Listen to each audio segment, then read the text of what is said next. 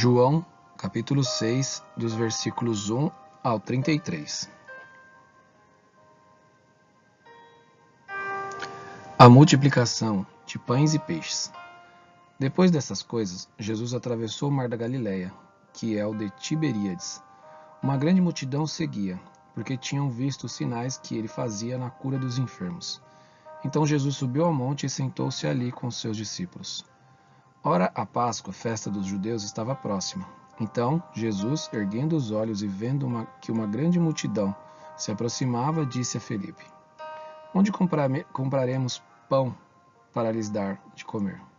Mas Jesus dizia isto para testá-lo, porque sabia o que estava para fazer. Felipe respondeu: Nem mesmo 200 denários de pão seriam suficientes para que cada um recebesse um pedaço.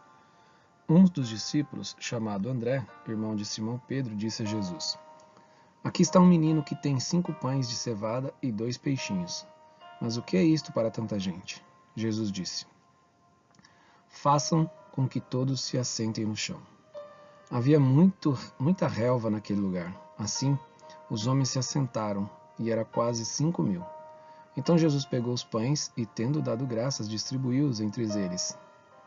E também igualmente os peixes, tanto quanto queriam. E quando já estavam satisfeitos, Jesus disse aos seus discípulos: Recolham os pedaços que sobraram, para que nada se perca. Assim, pois, o fizeram, e encheram 12 cestos de pedaços dos 5 pães de cevada, que sobraram depois que todos tinham comido. Quando as pessoas viram o sinal que Jesus havia feito, disseram: Este é verdadeiramente o profeta que deveria vir ao mundo. Jesus, sabendo que estavam para vir, com a intenção de fazê-lo rei à força. Então ele se retirou outra vez sozinho para o monte.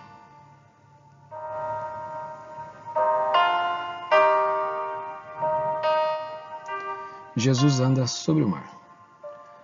Ao final do dia, os discípulos de Jesus desceram para o mar e, entrando num barco, passaram para o outro lado, rumo a Cafarnaum. Já estava escuro e Jesus ainda não tinha ido até onde eles estavam. E o mar começava a ficar agitado, porque soprava um vento forte. Os discípulos já tinham navegado uns 5 ou 6 quilômetros quando viram Jesus andando sobre o mar, aproximando-se do barco, e ficaram com medo. Mas Jesus lhes disse: Sou eu, não tenham medo.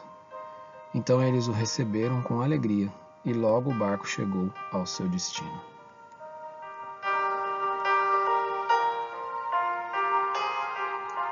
Jesus, o pão da vida. No dia seguinte, a multidão que tinha ficado do outro lado do mar notou que ali havia apenas um pequeno barco, que Jesus não tinha entrado nele com seus discípulos, tendo estes partido sozinhos. Entretanto, outros barquinhos de Tiberíades se aproximaram do lugar onde a multidão havia comido pão, depois que o Senhor deu graças.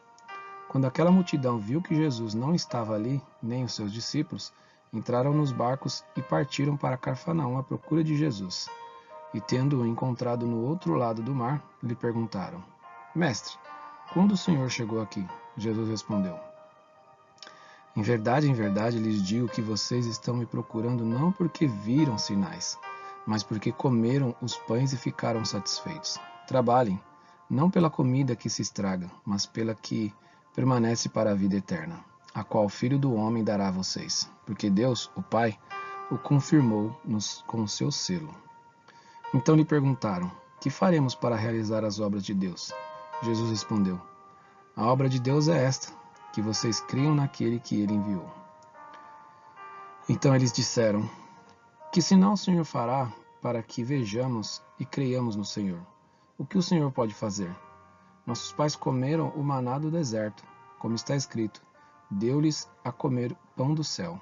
Jesus lhes disse: em verdade lhes digo, que não foi Moisés quem deu o pão do céu para vocês. Quem lhes dá o verdadeiro pão do céu é meu Pai.